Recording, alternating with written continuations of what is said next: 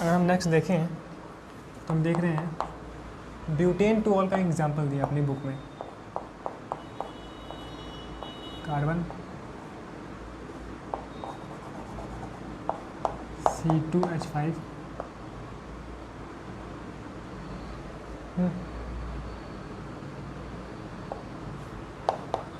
अपना ये H वैसे ही OH, ठीक है। मिरर, आप देखो ये अपने पास है ब्यूटेन टू ऑल, देखो 1 2 3 4 C2H5 लिखा है, ठीक है, ब्यूटेन टू ऑल। इसको अगर अपन लोग मिरर इमेज देखेंगे ना तो कुछ ऐसा दिखेगा, CH3, ये अपना C2H5, देन अपना ये H। आप देखो, आप इसे भले ही ना 180 डिग्री पे मूव करा दो, 180 डिग्री पे, तो क्या होगा देख लो आप इसको, ये इस तरीके से ना यहाँ पे आ जाएगा। सर यहाँ पे मेरे पास मूव कराओ इस तरीके से, यहाँ पर आएगा C2H5, दिख रहा है आपको,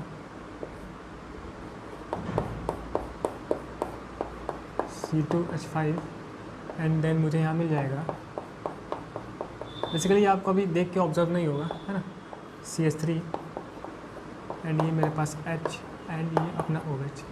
अब इसको उठा कर रखो, A, इसको मैं B बोल रहा हूँ, ये अपना C वाला। अब देखिए मेरे पास एक non super impossible mirror images है, ऐसे उठा कर रखो कि यहाँ CH3 है, यहाँ CH2 है, यहाँ CH3, यहाँ CH2 है, ये H है, ठीक है। तो बेसिकली A एंड जो C है ना, ये मेरे पास हो गए नॉन सुपर, ठीक, impossible mirror image, mirror image. अगर non super impossible mirror image होंगे तो यहाँ पर कायरलिटी एग्जिस्ट करेगी, एंड जब यहाँ पे कायरलिटी एग्जिस्ट कर रही है ना तो भाई साहब ये कंपाउंड ऑप्टिकली एक्टिव होंगे, ठीक है। एनसीईआरटी में गिवन है अगर आप देख लेना।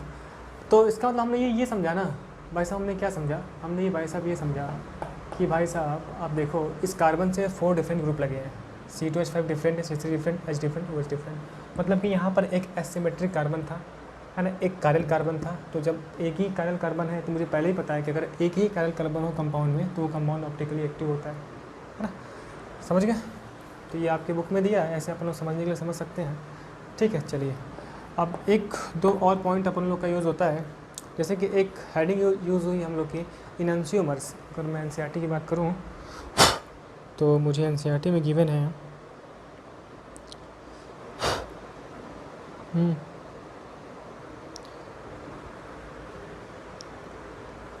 तो थोड़ा मैं एनसीईआरटी देख लेता हूं, ठीक है ना।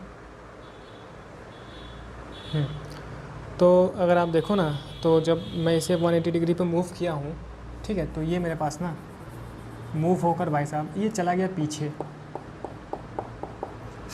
ये थोड़ा सा मुझे डाउट हो रहा था, क्योंकि आप लोग जब आपके पास मॉलिक्यूलर मॉडल्स होंगे ना तो आप उसमें देख पाओगे कि ऐसा एक्चुअल में हुआ, ठीक है।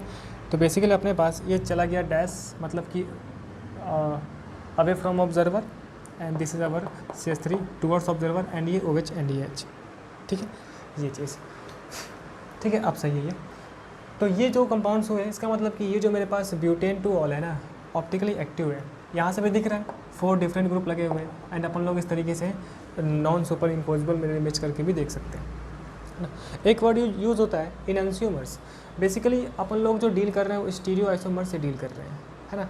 तो इसका मतलब कि दो ऐसे मेरे पास स्टीरियो आइसोमर्स, दो ऐसे कंपाउंड्स, ठीक है ना, जिसमें कि स्टीरियो आइसोमेरिज्म हो।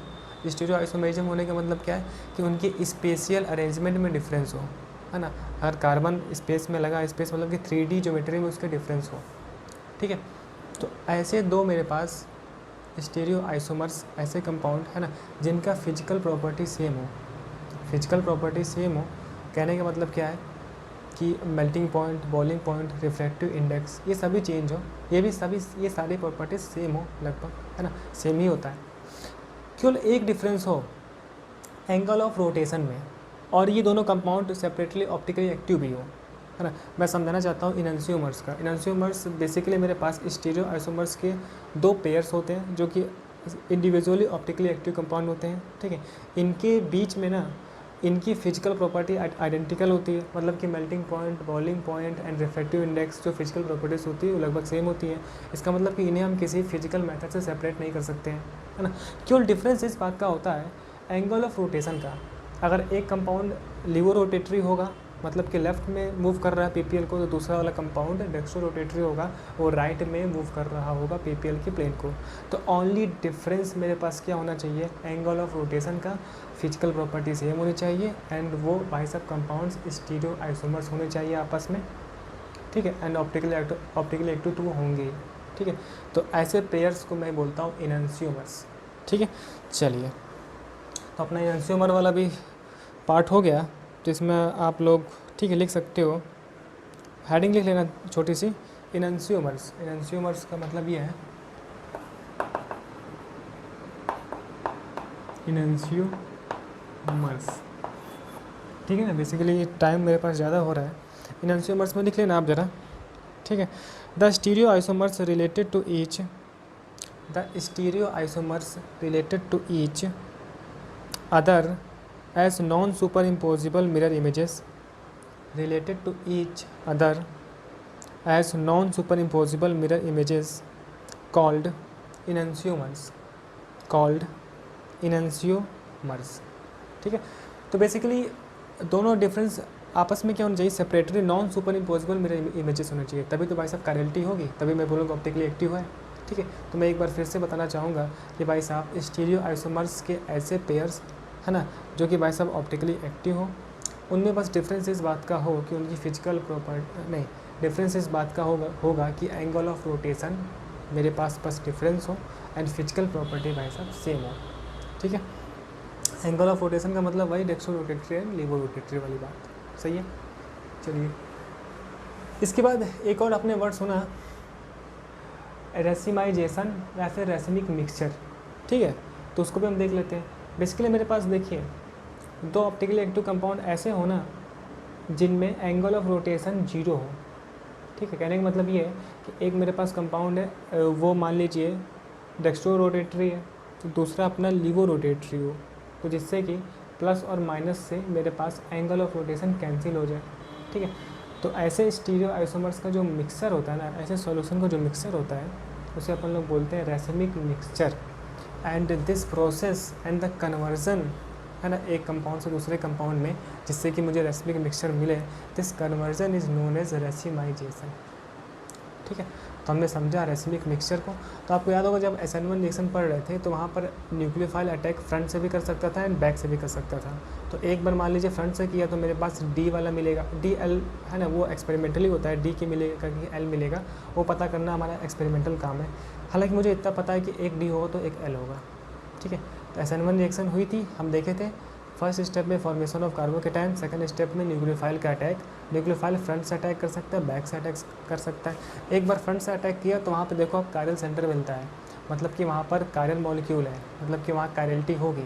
तो एक कंपाउंड मुझे मिलता है जो कि डी वाला होगा, तो दूसरा मुझे क्या मिलेगा, एल वाला।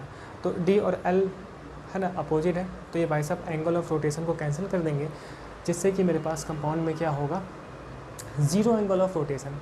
या फिर मैं बोल सकता हूँ कि इनैंशियोमर्स का ऐसा मिक्सचर जिसमें एंगल ऑफ रोटेशन 0 हो, तो ऐसे मिक्सचर्स को अपन लोग क्या बोलते हैं, racemic mixture. And this conversion is known as racemization, ठीक है। तो ये पार्ट अपना ख़त्म हुआ। छोटा सा एक पार्ट और है,